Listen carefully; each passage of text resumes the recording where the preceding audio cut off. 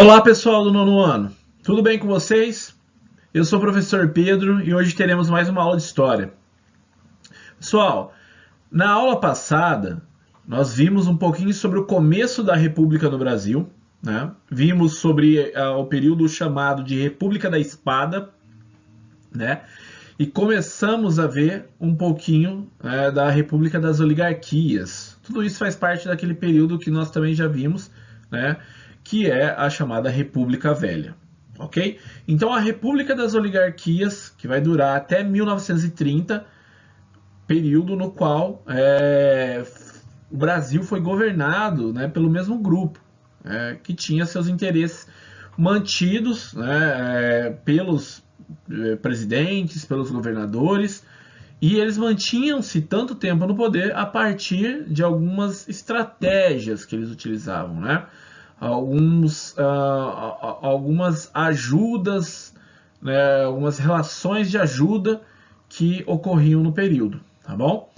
Então, nós vimos um pouquinho sobre a chamada política dos governadores, né? A relação entre o governo federal e estadual, né? Apoio aos candidatos e por assim por diante, tá bom? Hoje nós vamos trabalhar ainda no módulo 3, lembrando, caderno 1, módulo 3, página 188, ok? Vamos aprender então um pouquinho mais sobre as estratégias utilizadas pelas oligarquias para se manterem tanto tempo no poder no Brasil. Para entender melhor essa situação, convido vocês a discutir um pouquinho sobre coronelismo. O que é isso? Coronéis. Os coronéis eram os latifundiários, donos de grandes porções de terra, então, que tinham grande poder sobre uma vila, um município ou mesmo uma região do interior do país. Apesar do título de coronel, eles não eram militares, tá? Eles recebiam esse tratamento por causa de uma prática antiga, herdada dos tempos do Império, né? Quando o Brasil era uma monarquia, então. Quando os grandes proprietários de terra eram condecorados com a patente de coronel por participar da chamada Guarda Nacional. Podemos considerar que era um título de honra, né? Como se fosse um título de nobreza ser coronel, né? De respeito. Mesmo após a extinção da Guarda em 1918, a tradição foi mantida. Por isso, eles eram chamados de coronéis. Esses coronéis controlavam com mãos de ferro tudo o que acontecia em sua fazenda e arredores. Eles eram padrinhos dos filhos de seus empregados, faziam favores aos amigos, arrumavam empregos para parentes, faziam doações para igrejas e sociedades beneficentes. Em troca, exigiam total lealdade de seus protegidos, contando com um grupo de pessoas chamados de jagunços, né? Os jagunços, então, eram esses capangas, né, que perseguiam e ameaçavam e até em alguns casos espancavam ou até assassinavam quem desobedecia, quem não ia muito de acordo com o coronel, né? Esses são os jagunços. Aqui na imagem ao lado, né, uma típica fotografia dos coronéis, né, sempre bem vestidos e se apresentando assim para a população, tá bom? Na época das eleições, o coronel anunciava o seu candidato. E todos aqueles que de alguma forma haviam sido favorecidos ou dependiam desse chefe local tinham de seguir a escolha dele. É importante lembrar que naquela época o voto não era secreto, tá? Então ficava fácil do coronel saber em quem a pessoa votou, certo? Essa prática ficou conhecida como voto de cabresto. E o conjunto de eleitores que estavam sob a influência de um coronel era chamado de curral eleitoral. Nesse período, muitas fraudes também foram praticadas como forma de assegurar que as pessoas certas fossem eleitas, né? A política dos governadores e o coronelismo formavam uma rede de troca de favores que garantia aos coronéis e as oligarquias estaduais, representadas pelos governadores, e as oligarquias federais, representadas pelo presidente, a manutenção do poder, ou seja, se manter no poder por muito tempo. Dessa forma, as ideias associadas à palavra república, né, que significa coisa pública, coisa de todos, como participação popular, representatividade, respeito à coisa pública, ficava cada vez mais distante da realidade do Brasil. Nesse sentido, pessoal, pouquíssimas pessoas participavam da política e as pouquíssimas pessoas que participavam de fato usavam a política para manter seus interesses, né? Observem aqui ao lado nessa imagem, né? essa charge, né? A pergunta da mesária, que seria soberania, né? É o Zé Besta? Né? Ele responde o político, né? Percebam que está escrito político aqui. Não, é o Zé Burro, né? É o eleitor que estava praticamente, né, sendo puxado pelo cabresto do político, da região, do coronel, né? Então ele não tinha poder de escolha, era ameaçado, coagido para que votasse no político escolhido pelo poder local, o que ajudava então o poder estadual e federal, ok?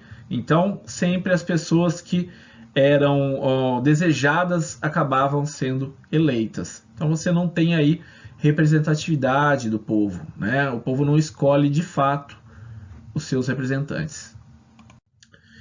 Enquanto os coronéis dominavam o poder local, que eram as vilas e municípios, os estados de Minas Gerais e São Paulo, que enriqueceram por causa da produção de café, dominavam o governo federal.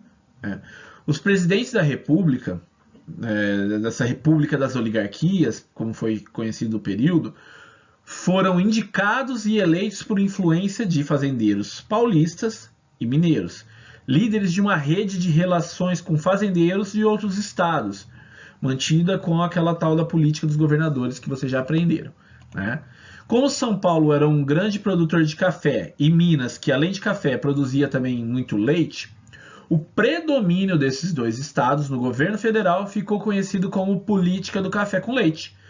Diferentemente do que muitos pensam, a política do café com leite não significou um revezamento automático de paulistas e mineiros na presidência do país, mas sim o predomínio desses estados no controle do poder federal. Os estados do Rio Grande do Sul, Rio de Janeiro, Bahia, Pernambuco também influenciavam o governo federal, ok?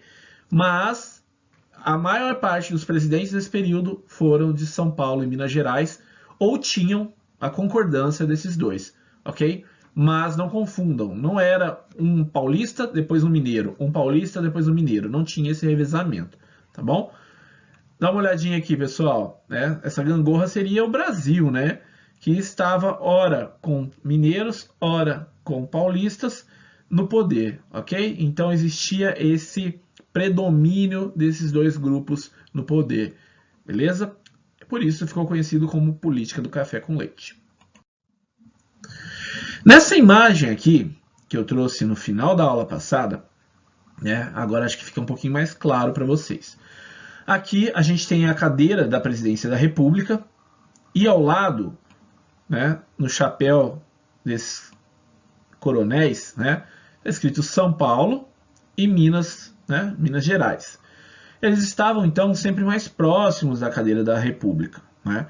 E embaixo os outros estados, ok? Alguns tentando alcançar o poder, mas o predomínio, quem estava no topo da política nesse período chamado de República das Oligarquias, era São Paulo e Minas, chamada política do café com leite, ok? Percebam que abaixo tem coronéis, né, de vários estados, Rio Grande do Sul, né, Paraná, ok?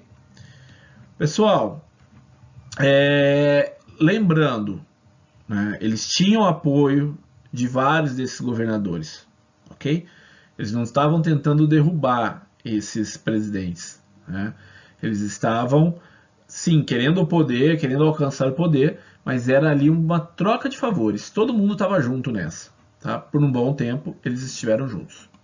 Bom, pessoal, então nós vimos como a política dos governadores colocava os governos federal e estadual a serviço de grandes cafeicultores, né? Um dos melhores exemplos da manipulação do governo em benefício de uma minoria foi a organização do Convênio de Taubaté, tá? O que seria isso? Nos primeiros anos do século XX, então, os cafeicultores viram o preço do café cair muito, né? Essa queda do café poderia gerar uma crise, né, falir esses cafeicultores. Além disso, a partir de 1904, né, o país conseguia exportar uma proporção cada vez menor do que era produzido, gerando sobras desse produto. O que seria mais comum de acontecer, né, seria plantar menos, né? Se está sobrando café, eles plantavam menos, assim tinham menos prejuízo, sobraria menos. Porém, mesmo com essas sobras, mesmo com esses excedentes que não eram exportados, os cafeicultores não aceitaram diminuir suas plantações. Em 1906, pressionados pelos produtores, os governadores do Rio de Janeiro, Minas Gerais e São Paulo organizaram uma reunião na cidade paulista de Taubaté para tentar solucionar essa crise cafeeira. A intenção era garantir o preço do café, evitando que a superprodução, né, que significa produção além do que é consumido, baixasse ainda mais o valor internacional desse produto, levando os cafeicultores à falência. Para isso, propuseram aos governos dos principais estados produtores a compra antecipada da safra, prevista por um preço fixo, e que obviamente que seria interessante para eles, e o restante do café seria estocado até que o preço fosse normalizado, né?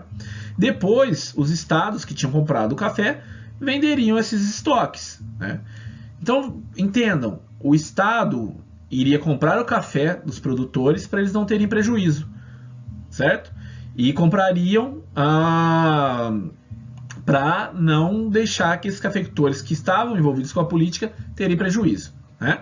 A proposta feita pelo Convênio de Taubaté para a valorização do café foi aceita e colocada em prática. Inicialmente, os governos estaduais compraram os excedentes. A partir de 1907, os custos com a compra foram assumidos pelo governo federal, que, sem ter recursos para isso, teve de pedir empréstimos no exterior para repassá-los aos governos estaduais. Ou seja, pessoal, o Brasil estava fazendo um empréstimo, não tinha esse dinheiro para comprar café para os produtores não terem prejuízo, né?